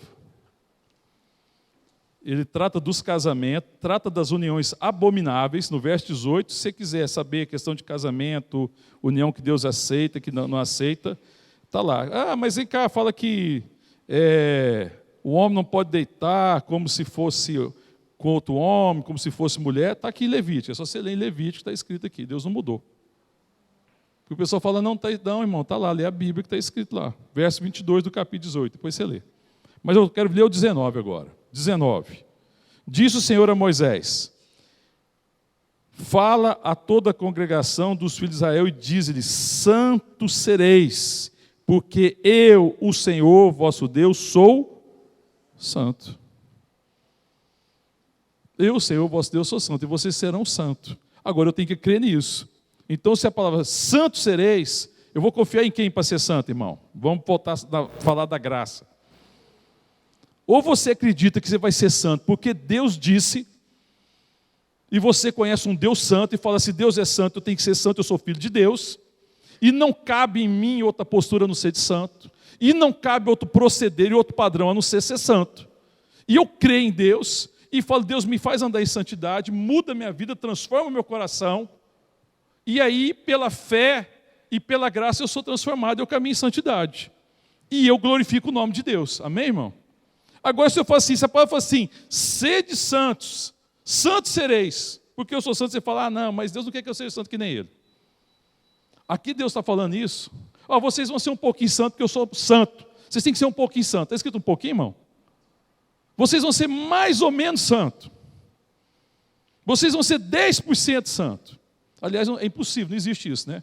Porque separado é separado. Você já viu alguma coisa que é meio separado? Quando você separa uma coisa na sua casa para fazer algo, tem gente que vai ficar dividida. Se você separar uma faca lá na casa, dona de casa, separou uma faca, essa faca é para cortar carne. E você vai usar ela para cortar carne, ela só vai estar para ali, para aquilo ali. Então, se você quer ela para aquilo ali, você prepara ela e usa para aquilo. E ela vai te ser útil para aquilo. Agora, se você for usar para outra coisa, já não é separada para aquilo. Então, é uma faca de uso geral. Mas separado é separado. Não tem jeito de ser meio separado. E a palavra aqui, Levítico, fala, santos sereis. Mas por quê? Só por causa de uma coisa, eu sou santo. Deus é santo, irmão. Isso a igreja evangélica do Brasil tem que aprender. E crer. Porque a gente pensa que não, Deus é... Não, a gente lembra assim, não, Deus é amor. Deus é permissivo. Você está quase dizendo que Deus é permissivo. Deus é amor, mas Ele não deixou de ser santo. O amor dele te leva à santidade. Você tem que olhar o amor e falar assim, Deus me ama ao ponto de me salvar. E ao ponto de me fazer santo. Amém, irmão? Isso é a compreensão correta do amor de Deus. Né? Deus é bonzinho. Vai passar a mão na minha cabecinha, eu posso andar de qualquer jeito. Não conhece Deus. Porque está dizendo que Deus não é santo. E que Deus não se importa com a sua santidade. Irmão, se Deus não se importar com a santidade do seu povo, então Ele não se importa com a santidade dele. Se Deus se importa com a santidade dele, se você é povo de Deus, então Ele se importa com a sua santidade. É grave isso, irmão. É sério. O problema é que a gente toma isso por brincadeira às vezes. Deus é santo. Esse é um atributo que a igreja tem que conhecer. Olha, agora vamos ver um texto no Novo Testamento. 1 de Pedro. Vamos lá no final da Bíblia.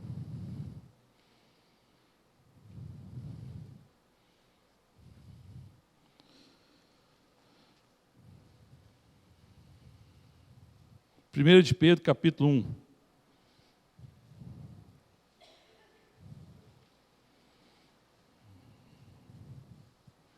Eu vou ler a partir do verso 13, porque o contexto aqui é muito importante.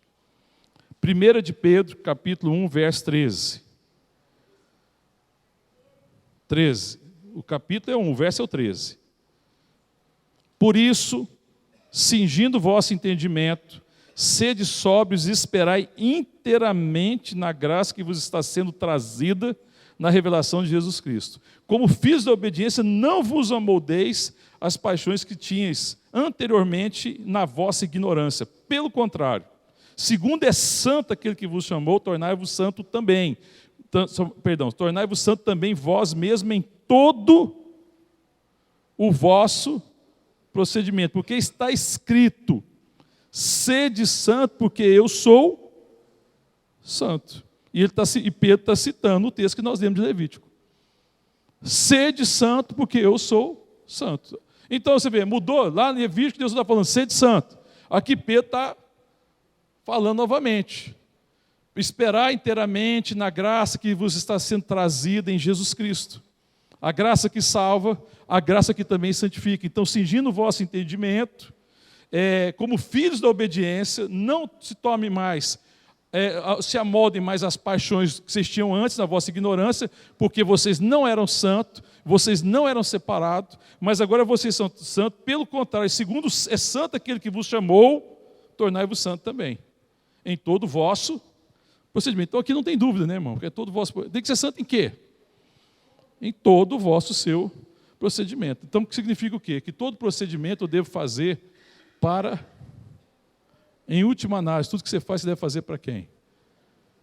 Para Deus. E santo é o que Deus aprova. Então, irmão, vamos falar a verdade. Tem muita coisa que eu e você fazemos que Deus não aceita, não é verdade? Tem muita coisa que a gente traz no culto aqui de domingo, irmão, que Deus não aceita. Se Deus falasse com você ali na porta, se a voz de Deus falasse, estou sentando e fala assim, opa, para aí. Larga para trás aí, lá fora essas coisas aí. Ó. A gente ia rachar de vergonha, né? Mas aqui Deus não faz isso, né? E a gente acha que está tudo bem. Não, irmão, ele só tem paciência, só paciência. Sabe o que é paciência? Ele fica tendo paciência com a gente, mas ele zera da sua santidade. Por que muita gente passa por situações, às vezes, de escândalo, crente? Quando é crente verdadeiro. Vou falando de escândalo de crente, porque crente também causa escândalo, infelizmente, né? Tem escândalo aí que não é de crente, é ímpio. Então, tudo bem.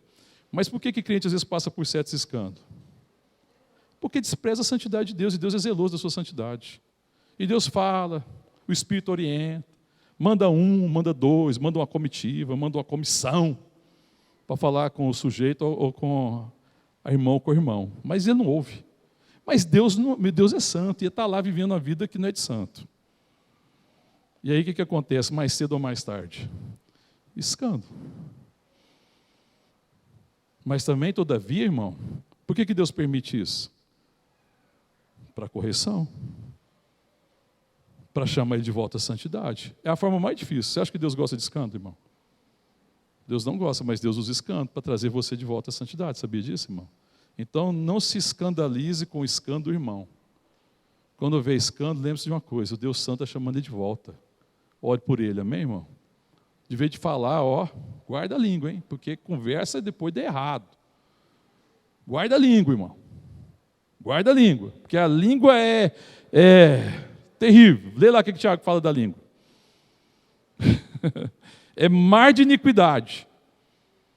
Então, quando um crente passa por uma situação de escândalo, é porque Deus já tentou de todas as formas chamar ele de volta, e Deus está sendo zeloso da sua santidade. Aí ele passa pelo escândalo. Mas não é que Deus está desprezando ele, não, pelo contrário, é correção para trazer ele de volta à santidade. A gente tem que orar pelas pessoas, amém, irmão? Porque acontece, pode acontecer com você, pode acontecer comigo, amém, irmão? Então, só que eu tenho que lembrar de uma coisa: Deus é santo. E Deus permite, então, situações desagradáveis para chamar de volta à santidade, porque Ele é zeloso da sua santidade. Amém, irmão? Deus não faz concessão para a santidade dele, não. E foi sempre assim. Quando Deus tirou o povo do Egito, disse que o povo ia ser nação santa, não ia? Vamos lá em Êxodo, volta lá no Antigo Testamento. Nós não vamos conseguir entrar no item 10 mesmo, vamos acabar esse item aqui com esses assuntos. Haja paciência para aprender, né, irmão? Êxodo 19.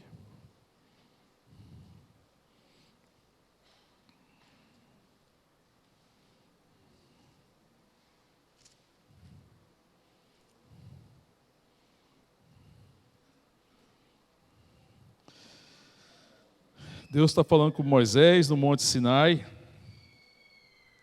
E agora ele fala, verso 5. Perdão, 4. Êxodo 19, verso 4. Tendes visto o que fiz aos egípcios, como vos levei sobre asas de águia e vos cheguei a mim. Agora, pois, se diligentemente ouvides a minha voz e guardardes a minha aliança, então sereis a minha propriedade peculiar dentre todos os povos, porque toda a terra é minha. Vós me sereis reino de sacerdotes e nação santa. São essas palavras que falarás aos filhos de Israel. Era uma nação que deveria manifestar a santidade de Deus. A igreja é uma nação santa, amém, irmão?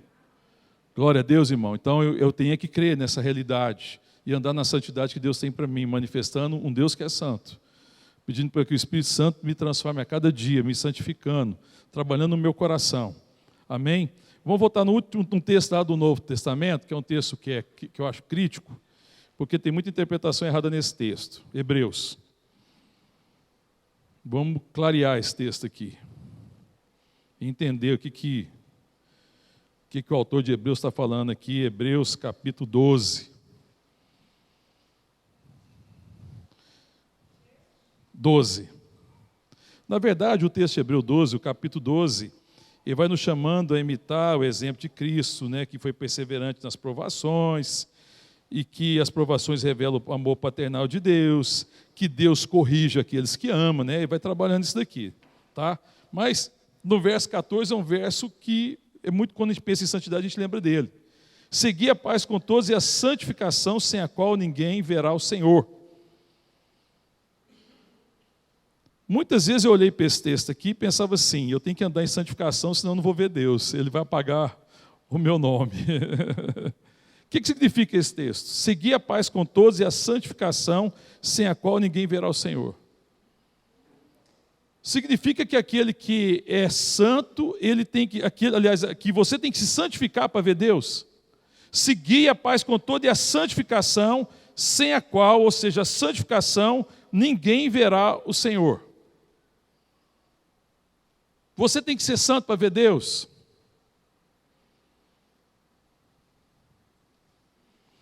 O Léo está rindo ali, tem uma coisa errada aí.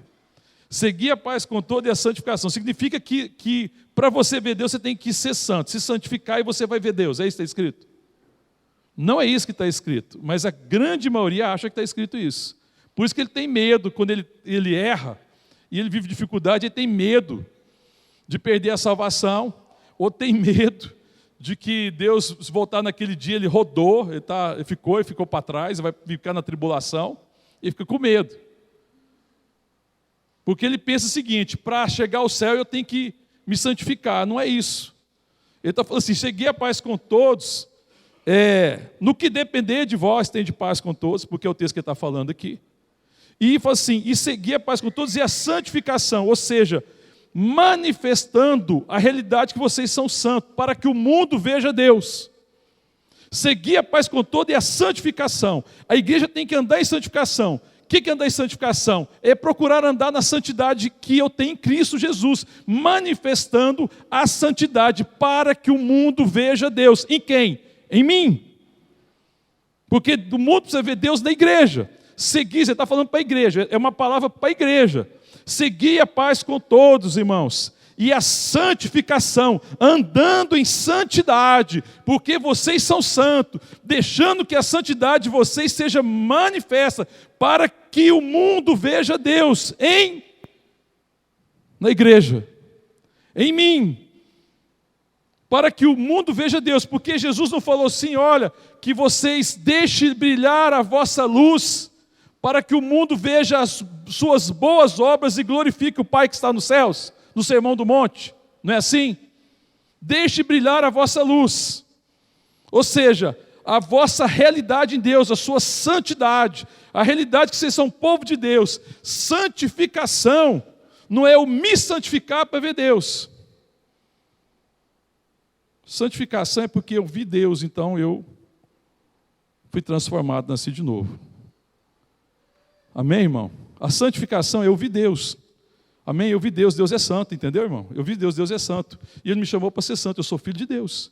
Então, irmão, já que vocês viram Deus, e Deus transformou vocês, e chamou vocês à santidade, então seguir a paz com todos e a santificação, manifestando na vossa vida, na vossa carne, nos vossos atos, nas vossas ações, nos vossos relacionamentos, a realidade que vocês são santos, povo de Deus.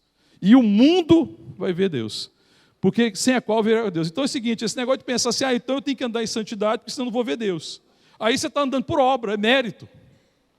Então se eu não fizer a obra, se eu não andar bonitinho, certinho, Deus me corta, eu não entro no céu. Então agora a salvação já não é pela graça, mediante a fé, é por obra.